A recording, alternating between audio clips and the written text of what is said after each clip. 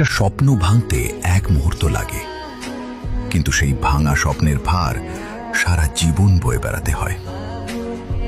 আমি খারাপ মানুষ হয়ে জন্মাইনি, জীবনের নির্মম বাস্তবতাই আমাকে বদলে দিয়েছে। যাকে হারানোর ভয় সবচেয়ে বেশি ছিল, তাকেই হারিয়ে বুঝলাম পৃথিবী আর আগের মতো নেই। মানুষ আমার ভুলগুলো দেখেছে, কিন্তু কেন সেই ভুলের পথে হাঁটলাম সেটা কেউ জানতে চায়নি।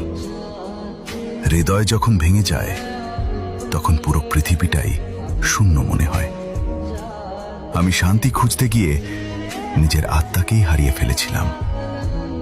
কখনো কখনো একজন মানুষের কান্না তার চোখে নয়, তার সিদ্ধান্তে প্রকাশ পায়। অন্ধকারে অনেক দিন হাঁটলে আলো একসময় অপরিচিত লাগে। সবচেয়ে বড় যুদ্ধটা বাইরের শত্রুর সঙ্গে নয়, নিজের ভেতরের অনুশোচনার সঙ্গে।